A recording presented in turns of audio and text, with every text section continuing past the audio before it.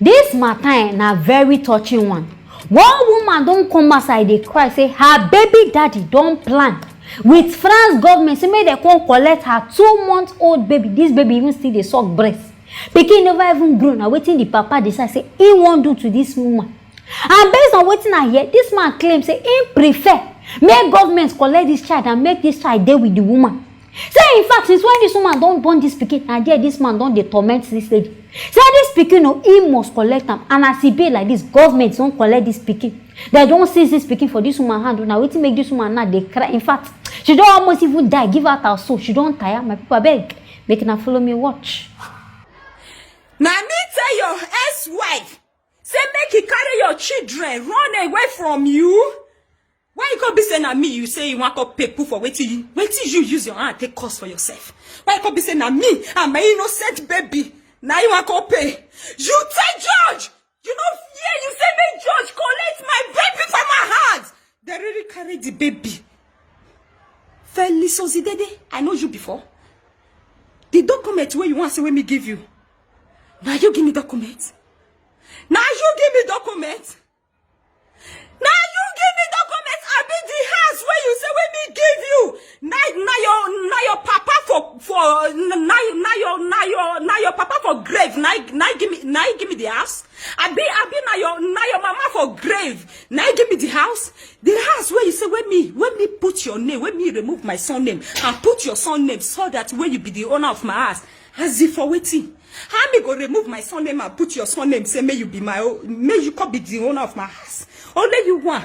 Now you go still carry friends. You go pack friends come my house. Without say you not go tell me. If me ask you, go begin call they threaten me with a Arubaga. Now say I go do you this. Now say you go do me that.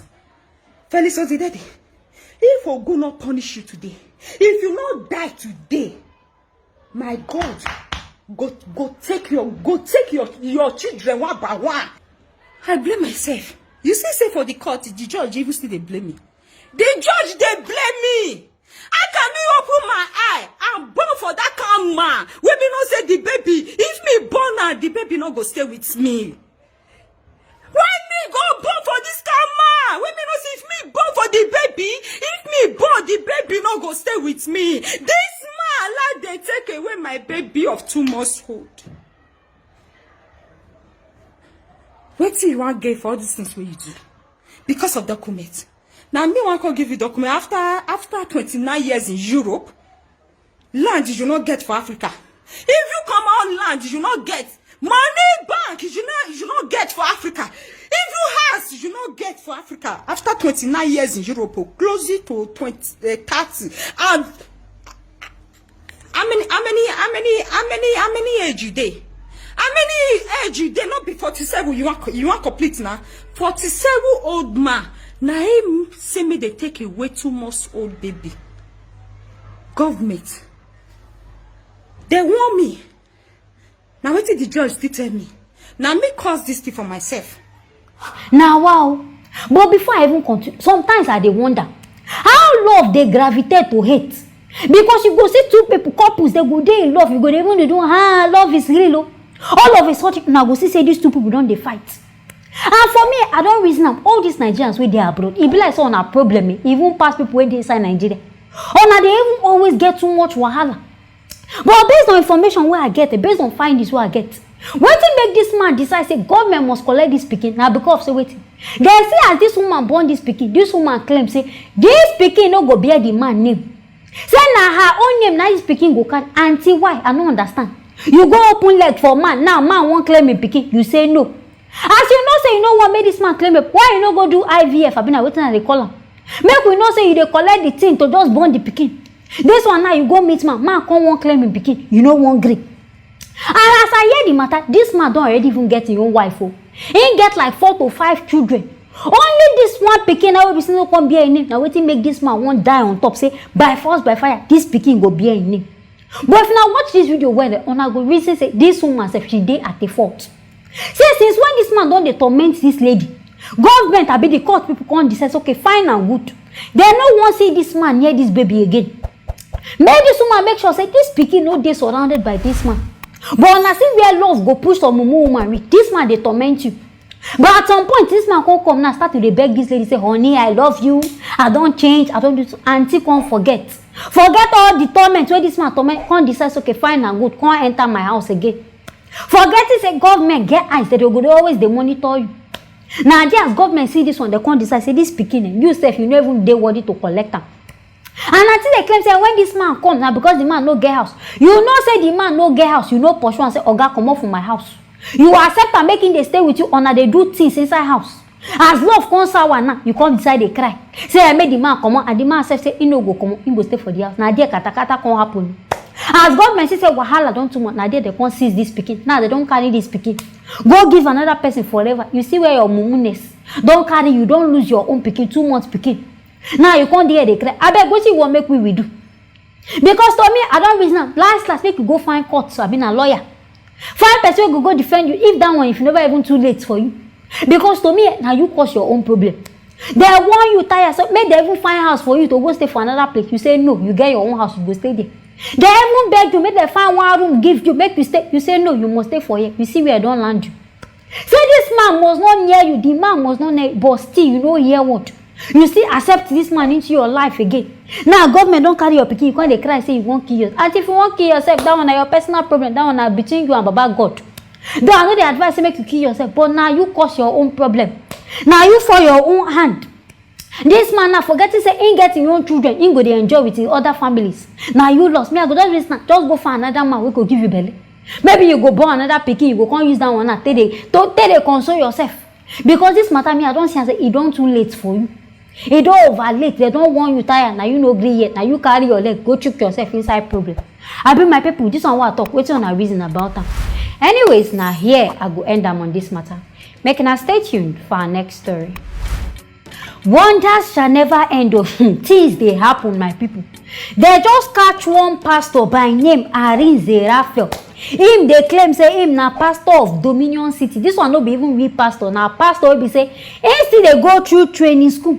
This guy claims say because say he wants more members inside in church. He want the win souls. This guy can't decide to use children blood to do ritual. He go carry small pikin, I don't know, behind a rape, they rape them, or behind the drum. He go extract blood from these children body. Come use and take go they do money ritual. My people beg, make now follow me watch. What now happened? Why are you in shame now? Why are you tied? Okay, what I'm tied is I want to have my own ministry.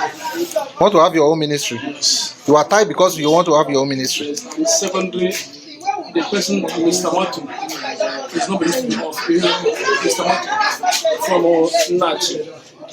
Asked me to go and bring a blood of the child, just Blood of a child. yes, at least From which part of our body? most anywhere. Anywhere. So you now decided to go through our vagina. Yeah. How did you know? How come you want to take blood from your vagina? How did you get blood from our vagina? The only thing is, I just only small. You And I put wait. How many children have you fucked in this area? It's only one. I'm not forgetting. How did you not get blood from our vagina if you did not fuck her? I use my little finger. You My little finger. you finger the small baby to get blood from her vagina. You now use it for spiritual means, Abi. Then I went there. So you have used it. I went there. I went there. The man told me this girl is very powerful. The reason why I think it will not work now the problem is the one that needs fresh water. The one is fresh water. So now I have to. That one is condemned. You are not telling the truth. You have used the first one. You have used it. That's what I'm telling you. But the man told me that is condemned. So you can. It's not working. You He now need. told me that I have to go for another place, not this place again. You said you should not come to Onisha again. Yes. You are lying. No, So I said I should use the same. I should go the same place. you should not use the same girl again. To go and look for another girl. So today now you have come to look for another girl. Now I'm not sure if I'm Yeah. I came here for the same show. So you are the one that rent that land there. You want to use it to do church. So when you do your church here, all our guests will not save in this place.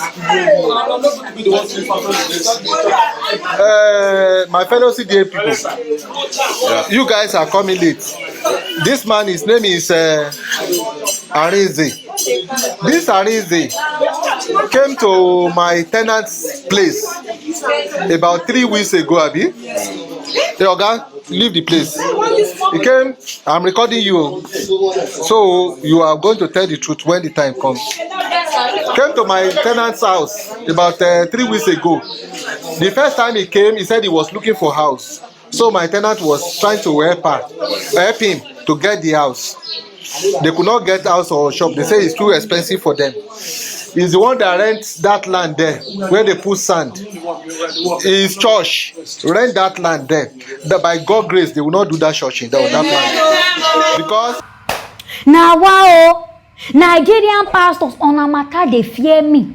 All because say waiting, you want make people they see say you don't they see. God they use you, in which no be God they use it, now devil they use you. All these unnecessary things just because say I won't be winning pastors. I know they understand. I want to shock me pass for this whole matter. Now this guy no even come wise. You go person house, person give you food. You can't do something to the person picking. This guy saying carrying finger is picking. This virgin the small girl. As blood come back, he can't extract the blood. In mumu sense, no content and say I don't commit for this area. This guy can't still get mine. Go back to the area and no be anything say use juju. For the person now, wait to make the person forget say you can't do this kind of thing to a pikin. Can't go back there again say you won't go there, go they continue in ministry. Say Babalawo tell and say the blood when carry come, the blood don't stiff. Make him go find you. As Babalawo no say the blood don't stiff, why ain't no woman? For you to know say even your Babalawo na scammer. You suppose not say that man say in they deceive you. How person go to make you bring blood? You in fact you stress yourself, almost even lose them. Go find the blood come. Babalawo come tell say the blood don't dry. If you just mix am with water, the thing go rise or back now, it go turn to water back. Ain't no reason this one ain't gonna stress you against make you go back again.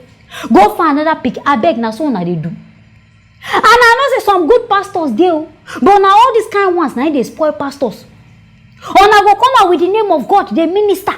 Not knowing say una God na another gods. Na smaller gods na they worship. And I go there they perform miracle, they go up and down. And I hope see people be say they find miracle up and down. When be saying I go they move from church to church blindly, na no go open una eyes, see which one be real pastor, which one be fake. I hope say this one una go use and learn. Because some of these men of God now I don't they decide most of them are fake.